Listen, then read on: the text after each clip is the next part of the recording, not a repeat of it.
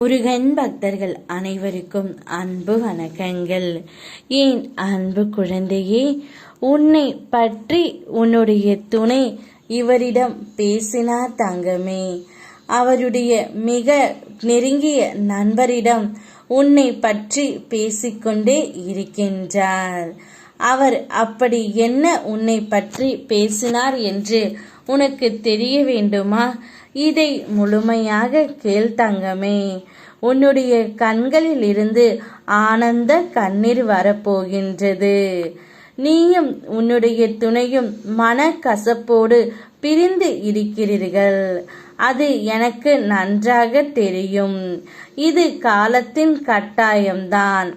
ஆனால் உன்னை பற்றி உன்னுடைய துணை அவர் நெருங்கிய நண்பரிடம் எப்பொழுதுமே பேசிக்கொண்டே இருக்கின்றார்.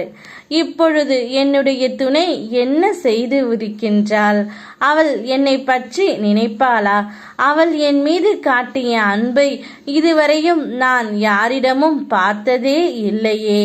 என்னை எப்படியெல்லாம் தாங்கிக் கொண்டு பார்த்து கொண்டால் தெரியுமா என்று ஆனந்த கண்ணீரோடு உன் துணை இப்பொழுது உன்னை பற்றி பேசியும் வருகின்றார் தங்கமே. உனக்கே இப்பொழுது கண்ணீர் வருகின்றதா?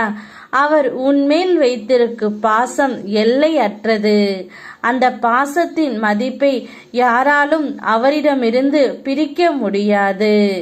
யார் என்ன சொன்னாலும் என்ன, அவருடைய மனது உன்னிடம் மட்டுமே இருக்கின்றது. இதுதான் உண்மை. யாராவது உனக்கு குறை கூறினால் அவர்களுக்கு நன்றி சொல்.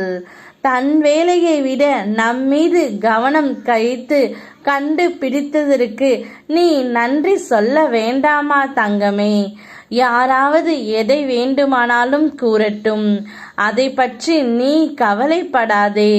இன்று கூறுபவர்கள் நாளை போய்விடுவார்கள்.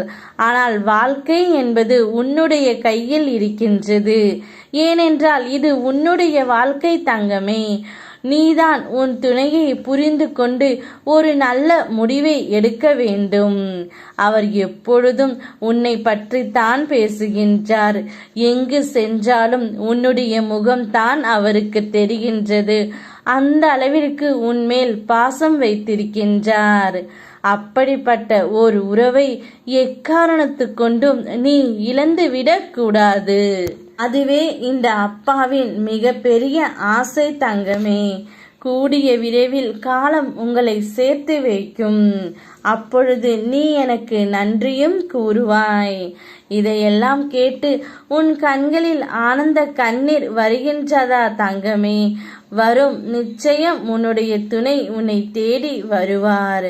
யாம் இருக்க பயமேன். ஓம் முருகா.